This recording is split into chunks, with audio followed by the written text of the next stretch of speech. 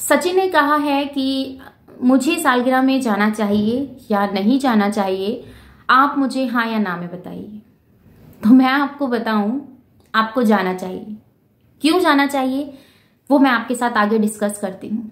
देखिए, माँ बाप कैसे भी हों, उन्होंने हमें जन्म दिया है, उन्होंने हमें जीवन दिया है, उनका देन है जो हम इस संसार को देख रहे हैं। वो अगर अच्छा हमारे लिए बोलते हैं तो बुरा भी बोलने का उनका हक बनता है। और यहाँ पर आपकी मम्मी ने जो बात कही है, मैं उस बारे में भी आपके साथ बात करना चाहूंगी अपने व्यूअर्स के साथ। उनकी मम्मी ने कहा है, बेटा चाहे कहीं भी हो, एक बार अपनी माँ को, अपने बाप को फोन करके उनका हालचाल पूछ ले, बस इतना ही बहुत होता है। देखिए, रिश्ते बहुत ज्यादा नाजुक होते हैं, उन रिश्तों को हम संभालने की कोशिश करते हैं और कहीं ना कहीं किसी ना किसी की गलतफहमी के शिकार होकर वो नाजुक डोर बहुत जल्दी कच्ची पड़ जाती है। एक तो वो पहले ही नाजुक है, ऊपर से जब वो किसी ना किसी फेर बदलाव होता है तो उसके अंदर क्या होता है ये तो आपको पता है, मुझे बताने की जरूरत नहीं है। आप अच्छे खासे एजुकेशन है आपके पास, आपकी वाइफ के पास भी है। मेरे हिसाब से तो मुझे ऐसा लगता है कि आपको अपने पेरेंट्स के पास जाना चाहिए। अगर आप इस संसार को देख रहे हैं तो उन्हीं की बदौलत है। उन्होंने अगर गुस्से में आपको कुछ कह भी दिया है तो आपका एक फर्ज ये भी बनता है कि आप वहां जाएं, उस मोमेंट में आप अपनी वैल्यू दें, क्योंकि आपकी वैल्यू बहुत इंपॉर्टेंट है। हालांकि आपकी बहन की गोद भराई की बात बहुत सारे लोग इस चीज के ऊपर भी बोल रहे हैं कि ऐसा हो रहा है, वैसा हो रहा है, पर मैं जितना जानती हूँ उतना आप लोगों के साथ मैं शेयर कर रही हूँ। आप वहां नहीं गए, आपने सारे अपने पॉइंट बताए, आपके साथ क्या हुआ क्या नहीं हुआ, उन चीजों को भी हमने सुना।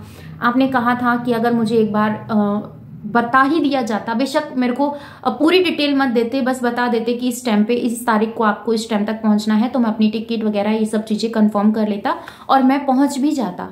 तो उस चीज को हमने समझा। पर यहाँ आपको पता है कि आपकी मम्मी पापा की जो एनिवर्सरी है वो 17 अप्रैल की है, तो मुझे ऐसा लगता है कि आपको जाना चाहिए और वहां जाकर आपको, आपकी वाइफ को, जो मनीषा है, आप दोनों को जाइए और दोनों जाकर अपने पेरेंट्स के साथ उस मोमेंट्स को जिए, क्योंकि जीना आपके लिए बहुत जरूरी है।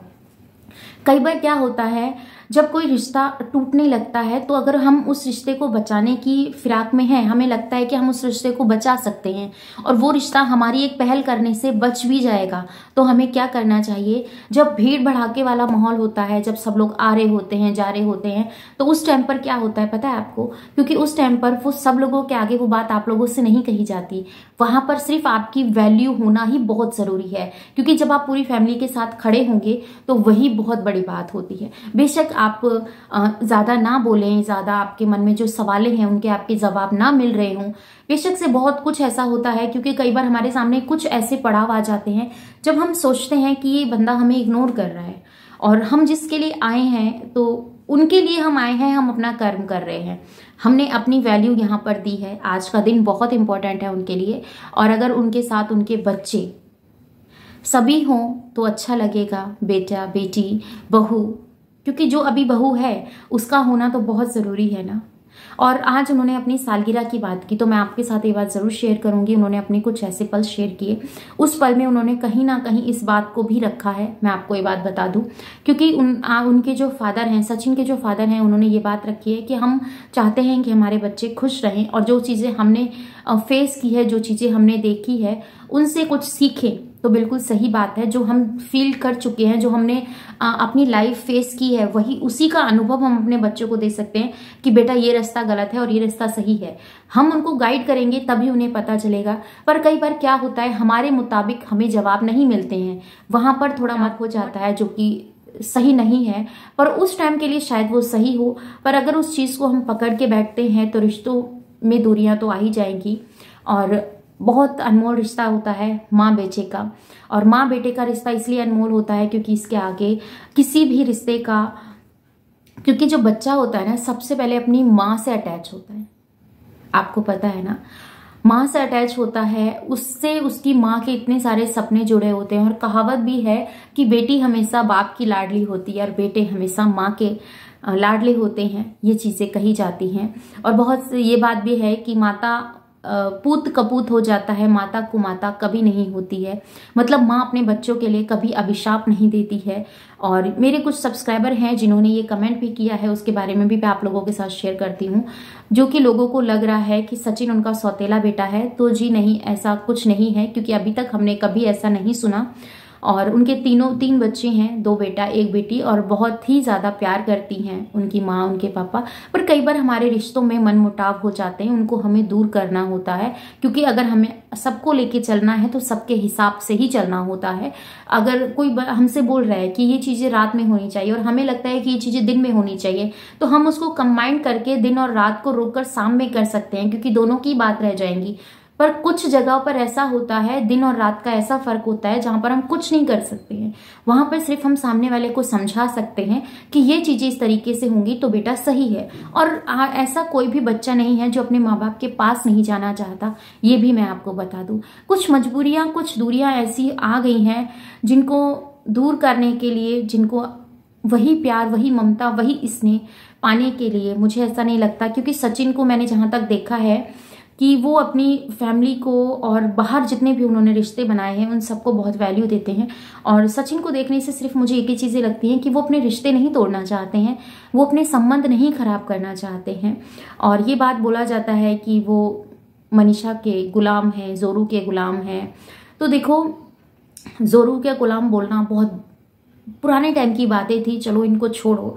आज के टाइम में तो हर बेटा जोरू का गुलाम नहीं कहेंगे, अपनी वाइफ की रिस्पेक्ट करता है, क्योंकि आज के टाइम में हस्बैंड वाइफ कंधे से कंधा मिलाकर आगे चल रहे हैं, उस सफर कर रहे हैं। और अगर बहुत सारे लोग ये बात भी कह रहे हैं, मैं आपको बता दूं कि इन लोगों की खुद की ये चाल है व्यूज पाने के लिए, चैनल ग्रो करने के लिए।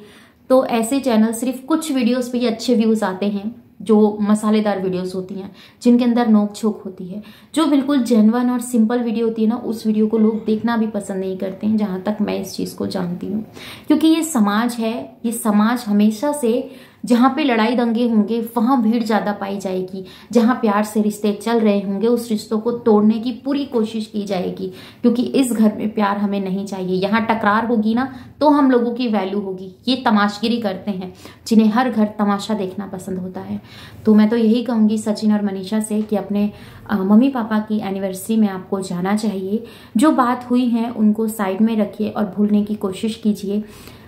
और सबसे बड़ा बलिदान आपकी मम्मा का यही है कि उन्होंने आपको जीवन दिया, उस जीवन की बदौलत आप इस संसार में हैं। और मुझे आपको बताने की ज़रूरत नहीं है, आप बहुत ही अच्छे बेटे हैं और बहुत अच्छे भाई हैं।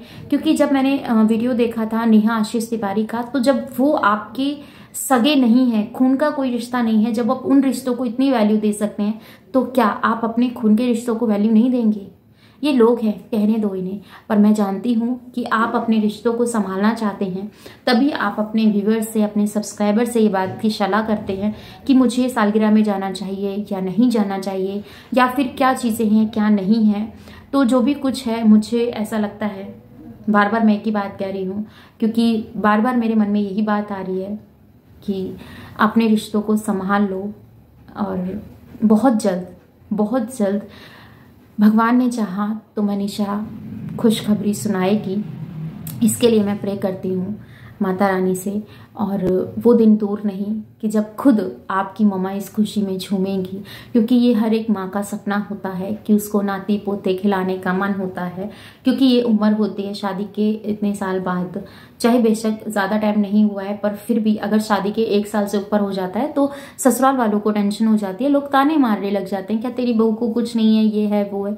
तो बहुत सारी चीज़ें होती हैं। तो उन सब चीज़ों को मुझे ऐसा लगता है कि आप समझेंगे और अपनी फैमिली में फिर से जुड़ेंगे, और उसी प्यार के साथ आप हम लोगों के साथ अपनी वीडियोस शेयर करेंगे। हम भी उस वीडियोस का इंतज़ार करेंगे। आप माँ बेटे की जोड़ी, माँ बेटे का प्यार और सास बहू की नोक झोंक यही देखना चाहते हैं। नोक झोंक के अलावा अगर वो लड़ाई में तब्दील हो जाए तो प्लीज़ हम वो चीज़ें नहीं देखना चाहते। हम आपके व्यूवर्स हैं, तो हमारे लिए तो आपको अच्छी अच्छी वीडियोस, अच्छी मोटिवेशनल बातें आप लोगों को शेयर करनी होगी।